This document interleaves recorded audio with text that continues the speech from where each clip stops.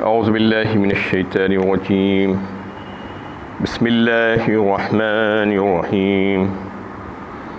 یوم لا ينفع الظالمین معذرتهم ولهم اللعنة ولهم سوء الدار۔ اس روز ظالموں کی معذرت کچھ کام نہیں آئے گی اور ان کے لیے لعنت ہے اور ان کے لیے بدترین مقام ہے۔ یہ سورہ مومن کی 52 نمبر کی آیت ہے۔ پچھلی آیت میں تفصیل کے ساتھ تذکرہ کیا گیا تھا کہ اللہ تعالیٰ اپنے رسولوں اور مومن بندوں کی مدد فرماتے ہیں دنیا اور آخرت میں، دونوں جہاؤں میں، بشرطے کہ وہ سچے مومن ہو جائیں اور اللہ کے فرما بردار ہو جائیں، تو پھر انہیں پریشان ہونے کی ضرورت نہیں ہے، اللہ کی مدد ان کے شامل حال ہے۔ اور اس آیت میں بتایا جا رہا ہے کہ جو ظالم اور مشرک ہے، جو کافر ہے، اس دن وہ تڑپیں گے اور اللہ تعالیٰ کے سامنے معذرت کریں گے، افسوس کریں گے بروز قیامت، لیکن ان کی وہ معذرت اس دن کچھ بھی کام نہیں آئے گی، کیونکہ وہ معذرت کرنے کا دن نہیں ہے۔ معذرت کرنے کا دن اور پلٹ کر آنے کا دن اور معافی مانگنے کا دن تو دنیا میں ہے، اس دن نہیں۔ وَلَهُمُ اللَّعْنَةُ وَلَهُمْ سُوءُ الدَّارِ، اور پھر ان کے لیے کہہ دیا جائے گا کہ لعنت ہے اور پھٹکار ہے ظالموں پر اور کافروں پر اور مشرکوں پر، بدترین مقام ہے ان کے لیے۔ وَلَقَدْ آتَيْنَا مُوسَى الْهُدَى وَأَوْرَثْنَا بَنِي إِسْرَائِيلَ الْكِتَابَ هُدًى وَذِكْرًى لِأُولِي الْأَلْبَابِ، اور ہم نے موسیٰ علیہ السلام کو ہدایت دی اور بنی اسرائیل کو کتاب کا وارث بنایا، جس میں سمجھ بوجھ سے کام لینے والوں کے لیے ہدایت اور نصیحت تھی۔ اس میں اللہ تعالیٰ موسیٰ علیہ السلام کا تذکرہ فرما رہے ہیں کہ ہم نے ان کو ہدایت دی، یعنی کتاب، جو ہدایت کی کتاب تھی۔ اِنَّا أَنزَلْنَا التَّوْرَاةَ فِيهَا هُدًى وَنُورًا، سورہ مائدہ میں اللہ تعالیٰ نے فرمایا 7ویں پارے میں کہ بے شک ہم نے نازل کیا ہے ان کی طرف کتاب جس کی صفتیں یہ ہے کہ وہ ہدایت ہے اور روشنی ہے اس میں جو راستہ دکھاتی ہے۔ اس طریقے سے موسیٰ علیہ السلام کو وہ کتاب عطا فرمائی گئی تھی، اور پھر بنی اسرائیل کو اس کتاب کا وارث بنا دیا گیا۔ وارث بنا دیا گیا کا مطلب یہ ہے کہ ان کو یہ ہدایت دے دی گئی تھی کہ یہ کتاب کے ذریعے سے تم کو ہدایت ملنے والی ہے، تم اس کو اچھی طریقے سے تھام کر رکھو اور اس پر عمل کرنے کی کوشش کرو۔ لیکن قوم بنی اسرائیل نے اس کا حق ادا نہیں کیا، اس کتاب میں بے شمار تحریفات کر دی اپنی پسند کے مطابق اور اپنے خواہشوں کے مطابق، اور پھر اس پر عمل نہیں کیا۔ اس کتاب کی جو صفتیں ہیں اس میں یہ بھی ہے کہ ہدی و ذکریٰ کہا، یعنی نصیحت بھی ہے اس میں، نصیحت سے کام لینے والوں کے واسطے جو نصیحت حاصل کرنا چاہتے ہیں، اور پھر سراسر ہدایت لِأُولِي الْأَلْبَابِ، کس کے لیے؟ جو عقل رکھنے والے لوگ ہیں۔ لبن کی جمع الباب ہے، لب کہتے ہیں بھیجے کو، دماغ کو۔ تو ہر جگہ یہ بات آئے گی کہ جہاں پر غور و فکر کرنے والے جو لوگ ہیں، جو اللہ کا ذکر کرنے والے جو لوگ ہیں، باتوں کو سمجھنے والے جو لوگ ہیں، وہ جو ہے عقل والے لوگ ہوتے ہیں۔ تو یہاں پر بھی بات بتائی گئی ہے کہ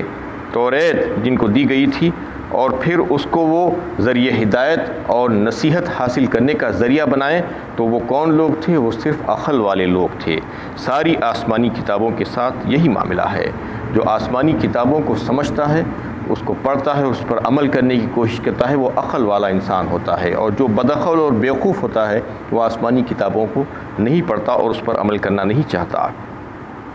اور امت محمدیہ کا حال تو بہت برا ہے، امت مسلمہ کا، کہ جو کتاب ان کو عطا کی گئی قرآن مجید، جو سراسر ہدایت ہے، اور پھر قیامت تک مزید کوئی کتاب آنے والی نہیں ہے اور نہ کوئی نبی آنے والے ہیں، اور اس میں ہر وہ چیز ہے جو ایک انسان کی زندگی گزارنے کے لیے ضروری ہے۔ لَقَدْ أَنزَلْنَا إِلَيْكُمْ كِتَابًا فِيهِ ذِكْرُكُمْ أَفَلَا تَعْقِلُونَ، اللہ تعالیٰ خود پوچھ رہے ہیں سوالیہ طور پر سورہ انبیاء 17ویں پارے میں کہ ہم نے اس کتاب کو تمہاری طرف بھیجا ہے، نازل کیا ہے، اس میں تمہارا ہی ذکر ہے، تمہاری ہی باتیں ہیں، تمہاری ہی چرچا ہے، کیا تم اس کو پڑھتے نہیں؟ کیا تم کو عقل نہیں ہے کہ تم اس میں سے پڑھ کر اپنی زندگی کو سنوار لو اور اپنی زندگی کو اچھا کر لو؟ اللہ تعالیٰ اس کتاب کو بھیجے ہیں، اور لیکن مسلمانوں کا حال یہ ہے کہ اس کتاب کو انہوں نے رکھ دیا ہے اور رکھ کر چھوڑ دیا ہے، اور اس کو یہ سمجھ لیا ہے کہ یہ برکت کی کتاب ہے اور یہ صرف رحمت کی کتاب ہے۔ برکت اور رحمت کی کتاب ہے ہی، لیکن اصل میں یہ ہدایت کی کتاب ہے، اور جو اس کو پڑھے گا نہیں، سمجھے گا نہیں، تو پھر اس کو ہدایت کہاں سے مل سکتی ہے؟ آج دیکھیے کہ دنیا میں آپ مسلمانوں سے پوچھئے کہ تمہارے لیے اللہ کا کیا پیغام ہے اس کتاب میں، تو شاید ہی کوئی بتا سکے کہ اللہ کا پیغام کیا ہے ہمارے لیے اس کتاب میں اللہ تعالیٰ نے بھیجا ہے، الا ماشاء اللہ۔ سب خاموش بیٹھ جائیں گے، ان کو پتہ ہی نہیں ہے کہ اللہ تعالیٰ نے ان کے لیے کیا رکھا ہے اس کتاب میں، کیا کیا پیغامات ہیں اس میں، کن چیزوں کو حلال کیا ہے، کن چیزوں کو حرام کیا ہے، کون سی چیزیں اللہ تعالیٰ کون سی باتوں کو پسند فرماتے ہیں اور کس بات سے ناراض ہوتے ہیں۔ پچھلی قوموں کے واقعات کا تذکرہ نصیحتاً کیا گیا اور عبرت کی خاطر کیا گیا، ذکر و نصیحت کی باتیں ہیں، پیشنگوئیاں ہیں اس میں، اور پھر احکامات ہیں، عبادت کرنے کے طریقے ہیں، اس سلیقے سکھائے گئے ہیں، معاملت، معاشرت اور حسن و اخلاق کا جو ہے بتایا گیا ہے، حقوق کو واضح کیا گیا ہے، تمام باتیں اس میں اللہ تعالیٰ نے بیان کر دی ہیں۔ یہ ہمارے لیے پیغام تھا، لیکن ایک انسان ہے کہ اس کو پڑھنا ہی نہیں چاہ رہا ہے اور اس کو سمجھنا نہیں چاہ رہا ہے، جبکہ آپ اس سے یہی پوچھیں کہ دوسرے موضوعات پہ کبھی بات کرنے کی کوشش کریں تو وہ فوراً وہ موضوع پہ بات کرنا شروع کر دے گا، اور بہت نالج اور انفارمیشن اس کے پاس ہوگی قرآن کے علاوہ دیگر موضوعات پر، بہت علم حاصل کیا ہوا ہوتا ہے۔ وہ اپنی زندگی کے 20-25 سال دنیا میں لگاتا ہے ایک انسان، تو صرف معاش کمانے کے لیے،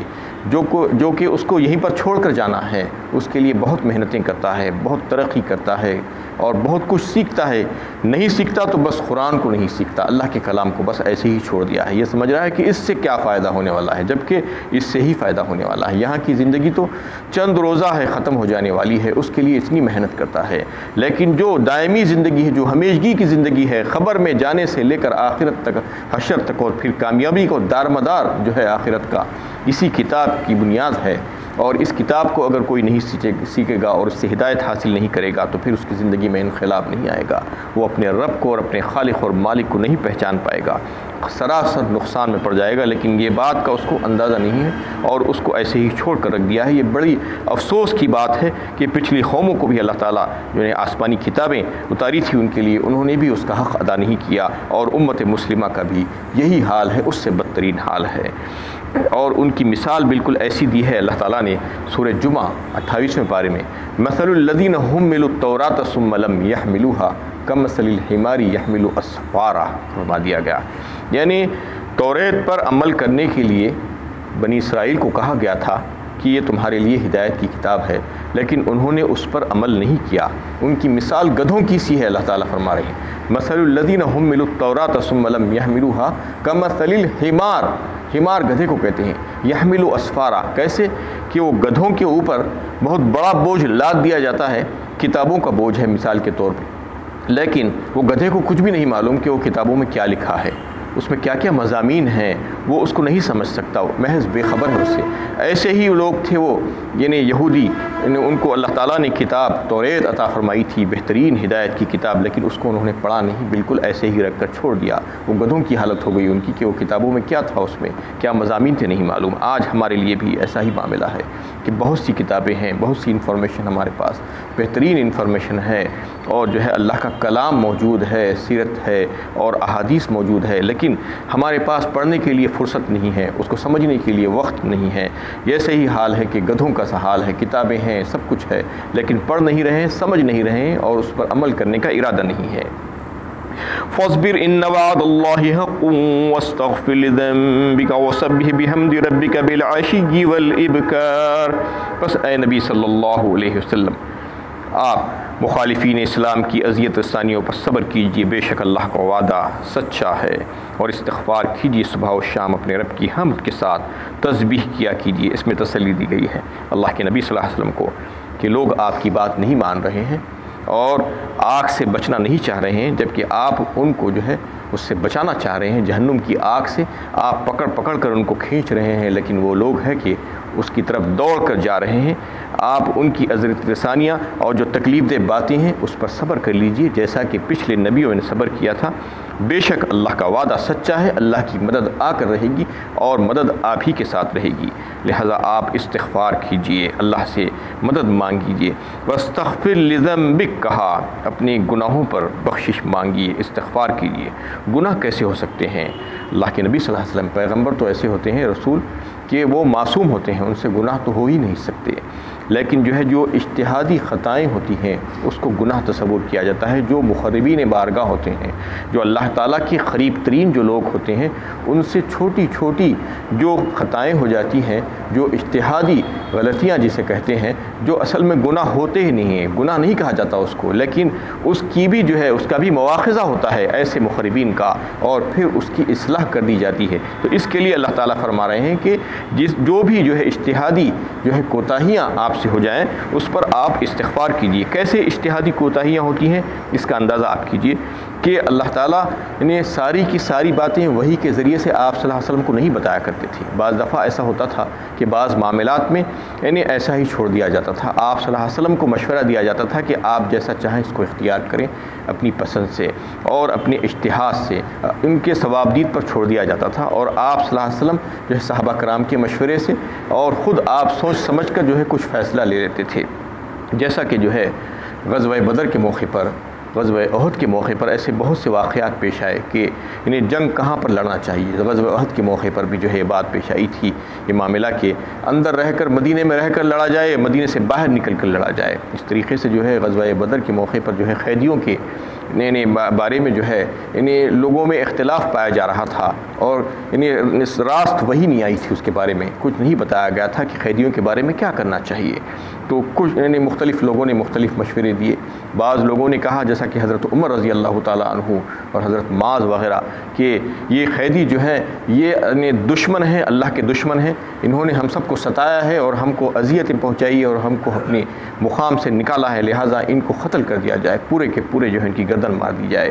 اور پھر اس وجہ سے یہ ہوگا کہ ان کے جو دوسرے ہیں اس بات سے خوف کھا جائیں گے اور آئندہ ہمارے اوپر نظر اٹھانے کی ان کی جرت نہیں ہوگی۔ لیکن بعض لوگوں نے یہ کہا، حضرت ابو بکر صدیق رضی اللہ تعالیٰ عنہ اور دوسرے صحابہ، کہ ان سے فدیہ لے کر چھوڑ دیا جائے۔ آخر میں یہ بات طے کی گئی کہ فدیہ لے کر چھوڑ دیا جائے گا، لیکن اللہ تعالیٰ کو یہ بات پسند نہیں آئی اور آیت نازل ہوئی۔ ایسا ہی ہوتا تھا، اللہ تعالیٰ بعض معاملات کو اللہ کے نبی صلی اللہ علیہ وسلم کے اوپر چھوڑ دیتے تھے، اور اگر وہ درست فیصلہ ہو جاتا تو خاموشی اختیار کر لیتے یا اس کو کنفرم کر دیا جاتا، اور اگر اس میں کچھ چینج کرنا ہوتا، کچھ بدلنا ہوتا، تو پھر وحی کے ذریعے سے اللہ تعالیٰ دوسرا حکم نازل فرما دیتے۔ تو اس میں جو اجتہادی طور پر جو خطائیں ہوتی تھی، جو کوتاہیاں ہو جاتی تھی، اس کے لیے اللہ تعالیٰ فرما رہے ہیں کہ لذنبک، حالانکہ ذنبک عام طور پر یہ گناہوں کے لیے آتا ہے، لیکن گناہ تو آپ سے ہو ہی نہیں سکتے تھے، آپ تو معصوم تھے، اللہ تعالیٰ آپ کی حفاظت کے ذمہ لے لیے تھے، لیکن جو اجتہادی کوتاہیاں تھیں اس کے تعلق سے یہاں پر کیا گیا، بات بتائی گئی ہے۔ وَسَبِّحْ بِحَمْدِ رَبِّكَ، اور پھر فرما دیا گیا کہ تسبیح بیان کیجیے آپ اپنے رب کی، اس کی ستائش کے ساتھ اور اس کی حمد کے ساتھ اور اس کی تعریف کے ساتھ، بالعشی والابکار، کب؟ صبح اور شام۔ ان الذین یجادلون فی آیات اللہ بغیر سلطان آتاہم ان فی صدورہم الا کبر ما ہم ببالغیہ فاستعذ باللہ انہ هو السمیع البصیر۔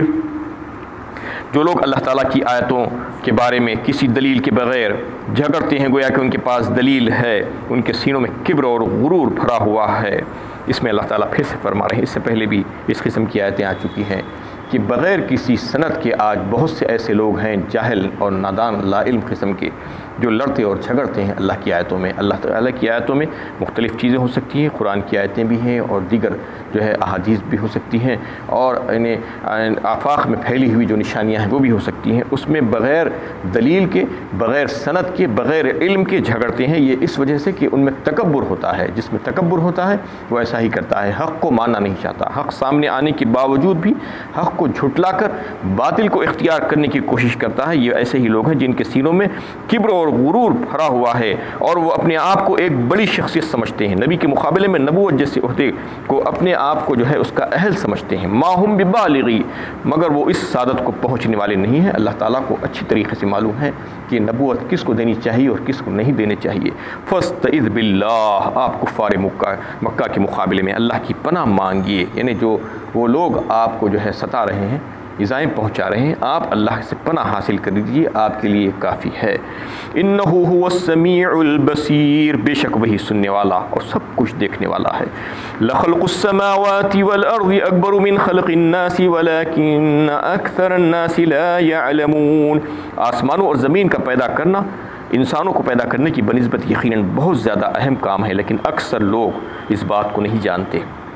اس میں جو بعد سے بعد الموت کا جو انکار کرنے والے جو لوگ ہیں ان کی تنبیہ کی جا رہی ہے، اس میں بتایا جا رہا ہے کہ وہ بیوقوف یہ بات کو کیوں نہیں سمجھ رہے ہیں کہ زمین و آسمان کا پیدا کرنا کتنا بڑا مشکل کام ہے، جبکہ اللہ تعالیٰ نے زمین و آسمان کو پیدا فرمایا تو کیا ان لوگوں کو پیدا نہیں کر سکتا؟ اور پھر جبکہ پہلے پیدا کر دیا ہے تو دوبارہ پیدا کرنا کون سا مشکل کام ہے؟ یہ انتہائی آسان کام ہے۔ ولیکن اکثر الناس لا یعلمون، لیکن اکثر لوگ اس بات کو جانتے نہیں ہیں۔ وما یستوی الاعمی والبصیر والذین آمنوا وعملوا الصالحات ولا المسیء قلیلا ما تتذکرون، اور اندھا اور بینا دونوں یکساں نہیں ہوتے، اور جو لوگ ایمان لائے اور اچھے کام کیے اور جو بدکار ہیں وہ باہم برابر نہیں ہو سکتے۔ تم میں بہت ہی تھوڑے ہیں جو غور و فکر سے کام لیتے ہیں۔ اس میں اللہ تعالیٰ بتا رہے ہیں انہیں جتا کر کہ ایک اندھا اور ایک آنکھوں والا دونوں برابر کیسے ہو سکتے ہیں؟ اندھا دیکھ نہیں سکتا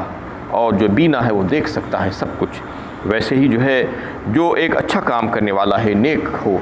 اور ایک بدکار ہو، دونوں برابر نہیں ہو سکتے، اور جو ایک مومن ہو اور جو کافر ہو دونوں برابر نہیں ہو سکتے، دونوں الگ الگ ہیں، دونوں کا جو ہے مقام الگ ہے، وہ باہم برابر نہیں ہو سکتے، لیکن بہت ہی تھوڑے لوگ ہیں جو اس سے غور و فکر کرتے ہیں اور نصیحت سے کام لیتے ہیں۔ ان الساعۃ لآتیۃ لا ریب فیہا ولکن اکثر الناس لا یؤمنون، بے شک قیامت آنے والی ہے جس کے آنے میں کوئی شک نہیں ہے، لیکن اکثر لوگ اس بات پر یقین نہیں رکھتے۔ جو لوگ دین سے اندھے بنے رہے، من مانی زندگی گزاری، لوگوں پر ظلم و ستم ڈھائے، تو کیا انصاف کا تقاضا یہ نہیں ہے کہ انہیں سزا دی جائے، اور جو لوگ اللہ اور رسول کے احکام کے مطابق زندگی گزارے انہیں اس کا صلہ دیا جائے؟ ایسا بالکل ہوگا، یہ بات عین عقل کے مطابق ہے۔ جزا و سزا کے لیے ایک دن مقرر ہے اور یہ آنے والا ہے۔ وآخر دعوانا الحمدللہ۔